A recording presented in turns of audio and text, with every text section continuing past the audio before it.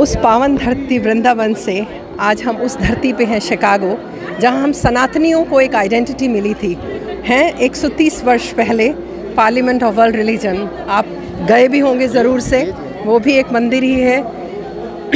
आपने कहा सिर्फ 4 दिन याद रहता है, पर अब ये टेम्परामेंट बदलते हुए लोगों को मैं देख रही हूँ, उसमें आप जैसे लोगों का बहुत ज़्यादा कंट्रीब्यूशन है, क्योंकि याददाश्त बहुत छोटी है।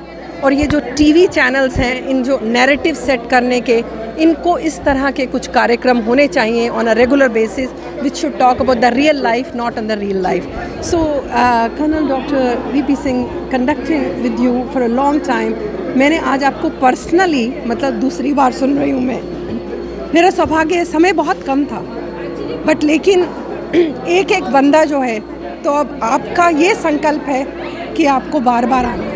जी, तो what you said is correct, that बहुत कुछ बदल रहा है। 2014 के बाद मैं खुद सेना में, बाहर समाज में मैं जो तब्दीली देख रहा हूँ कि देश के प्रति, राष्ट्र के प्रति, अपनी अस्मिता के प्रति, अपनी सभ्यता के प्रति, अपने इतिहास के प्रति जो एक जागरूकता लोगों में पैदा हो रही है, इसको जगाए रखने का काम मैं सोचता हूँ एक सैनिक के नाते, एक पूर्व सैनिक के नाते मेरा धर्म है कि मैं अपने जीवन का बाकी अंश इसमें होम करूं, कि जैसे मैंने देश की सेवा की है, अब मैं इस देश के पुरुषार्थ को जागृत करने में जितना कुछ भी हो सके करूं।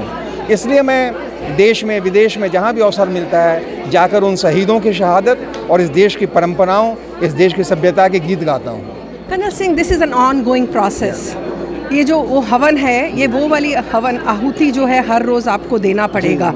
So that is a kind of contribution that you have to, because the roles have differed. You are wearing a different hat right now.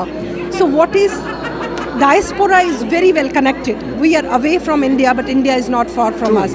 So what is your message to the people of diaspora, those who have India in their heart?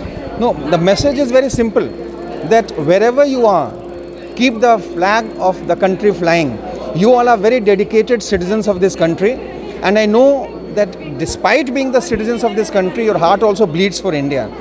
So whenever you go back home, or whenever people come or you get an occasion to meet with an Indian, you try to expand your heart, try to do all that you can for them, and more importantly, the children that are there around you, the youngsters, the youth, please try to have them understand the culture of this country.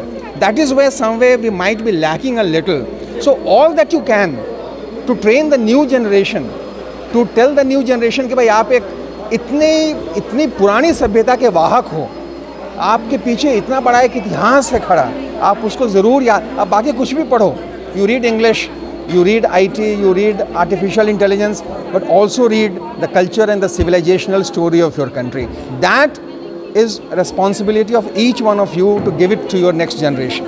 AI is created by I. We should always remember that. Yes, that's true, what it true, is. Yeah, true, you know? true, very true. But आप लोग, you all are doing great job. The diaspora is doing a great job. It is not only contributing financially, but it is also adding to the pride of the country. Just pass it on to your new generation.